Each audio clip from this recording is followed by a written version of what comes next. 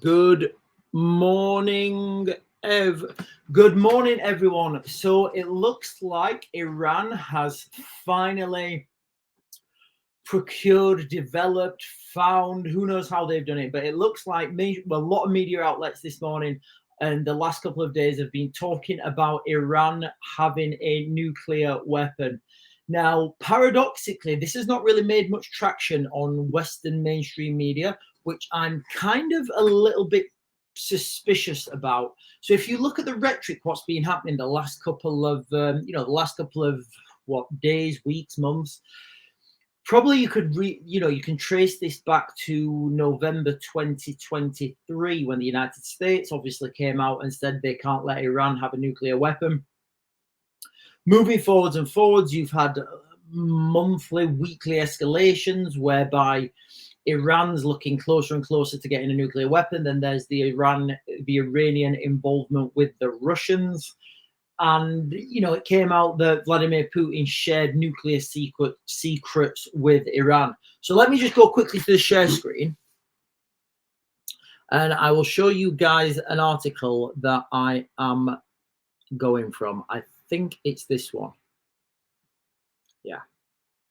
So this is from Earthquakes and Iran. Earthquakes in Iran and Israel fuel theories of nuclear testing. So the main thing I want to focus on here, guys, is this. A moderate earthquake struck both Iran and Israel on the evening of the 5th of October, stirring intense speculations about its cause. The 4.6 magnitude earthquake had its epicenter in Aradan, Senan province, at a shallow depth of just 10 kilometers. Now, that depth seems relatively deep for people thinking about this being a nuclear test, but when you're thinking about this being an earthquake, it's not deep at all. So we'll come back to that. At around 10:45 p.m. local time, the tremors were felt as far away as Tehran, approximately 110 kilometers from the epicenter, according to the US Geological Survey. So let's come off there.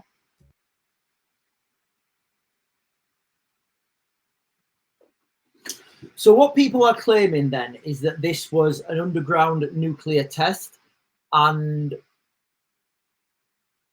the fact that this was 10 kilometers says a few things to me. First of all, it says to me that if it was a nuclear test and the Iranians have the capacity to drill down and make tunnels and facilities at 10 kilometers, then that's kind of a big deal, because it shows what could potentially happen in the future with all sorts of conventional warfare, non-conventional warfare. Because when you get these NATO generals come up on the news and they say, we would decimate their forces within 3 days or whatever they say, the reality is now these deep underground military structures, these deep underground tunnel systems, they're virtually impossible to deal with, because it's literally like you're fighting in a maze. Not only would you be fighting in a maze, you would be fighting in a maze that you have no map of. You've no way, whether of knowing, you're going down the right road, whether you're being led into an ambush. Each one of these corridors, it can be closed off at either end. So the fact that the Iranians have, from this article, have potentially systems or facilities or infrastructure at 10 kilometers deep, that is absolutely huge. So that means that 0 to 10 kilometers think about the city that you could have hidden in a 10 kilometer, in a 10 kilometer deep, facility. It's absolutely huge. So this reminds me now of when I saw this. I can't remember where it was, but I saw an article about, I think it was the US Rangers. I think it was US Rangers. They were practicing, conducting operations in tunnels, conducting operations against nuclear facilities. So this all kind of now makes sense why they would be doing that, why they would be putting money, time, effort, resources into conducting that sort of training. Because I think what they're looking at, they understand now, by they, I mean the Western governments. Western governments understand now that the next wars are not going to be fought conventionally. They're going to be fought, especially if the United States wants to go into Iran. Okay, right, you go into Iran, then what? You take Tehran, you take another city. So what?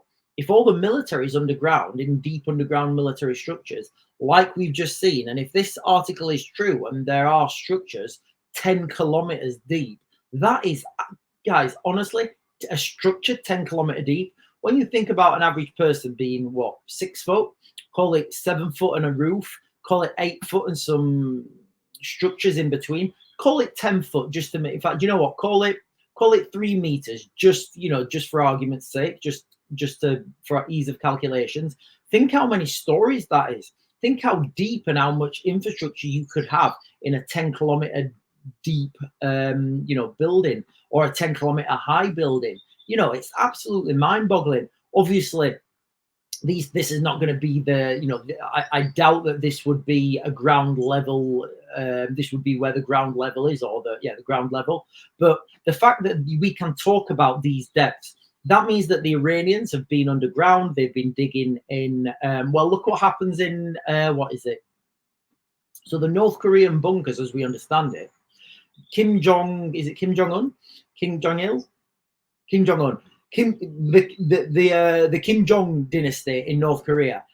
His nuclear bunker, inside his nuclear bunker, he's got a load of digging equipment, because what he's worried about, excuse me, is if that bunker comes down on top of him, if there's a thermonuclear weapon explode on it, then the entry points are going to be blocked. So he's got diggers in there to dig himself out. Now, those diggers can also be used to do further excavations inside that building.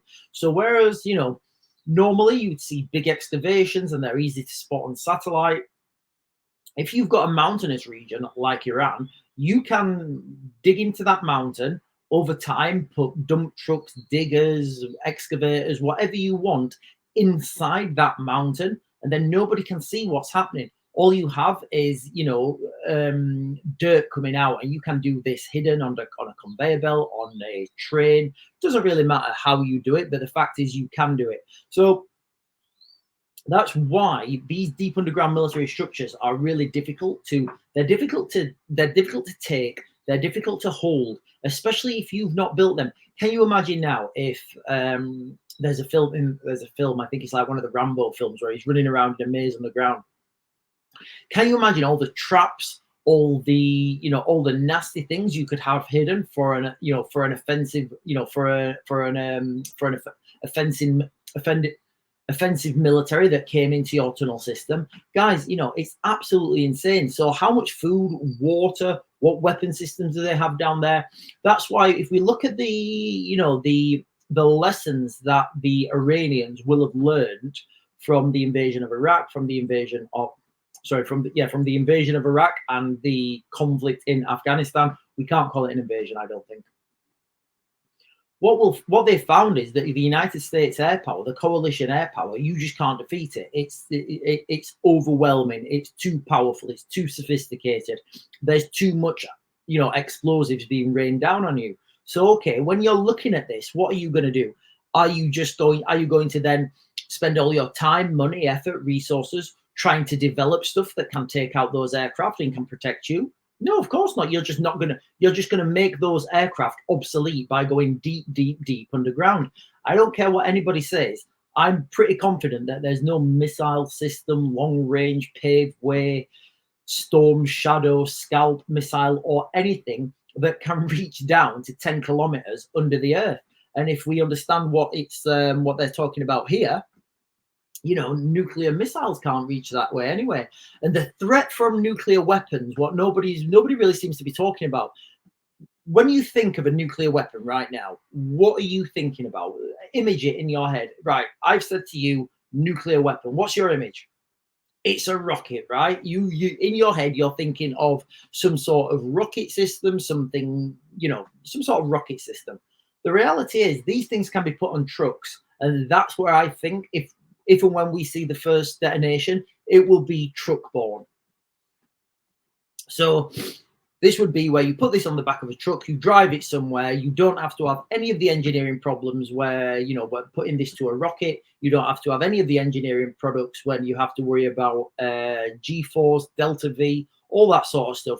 You literally put that on the back of a truck, drive it somewhere, you have all your technicians around it, and you say, right, it's going to go off in, I don't know, an hour or whatever. Now, further to that, I think we're going to start to see more and more of this build up, because remember what I keep saying, you know, in the height of the Cold War, you had the Americans and the Russians testing their nuclear weapons. Those tests, and I've said this many times, those tests are not, they're not just to rattle the saber. Those tests are to confirm that they can detonate those things themselves. So before we saw any, even now, before we see any nuclear detonations, anybody throwing nuclear weapons at each other, we are going to see a series of tests from whatever side is proposing to do this nuclear strike. Can you imagine the ramifications of sending a nuclear strike, but your nuke doesn't go off? Can you imagine what you would be getting back if that happened? It, you know, it wouldn't be worth it. So this is why countries know that they need to test their nuclear systems. Now, there's multiple news outlets. I'll just read you some of the headlines, and I'll put all these in the description. So this is from another new, hang on. Sorry, guys, pop-ups are coming up. Right. Iran quake sparks speculation of covert nuclear test. Iran's first ever nuclear bomb test confirmed. The ultimate response to Israel is ready. So, you know, they're all talking about this now, and I think what this could have been as well, looking at, you know, a potential psyop as a 4D chess move, if Iran didn't detonate a nuclear weapon, and of course, you know, the Israelis, the Americans, whoever, they're going to know what this is. I can only tell you what's on mainstream media, and I can only speculate, but these people, they are going to know what this thing is. So as a deterrent, it could be that Iran decided to detonate a nuclear bomb, so the Israelis would know that they have nuclear capacity, so they think twice about their response.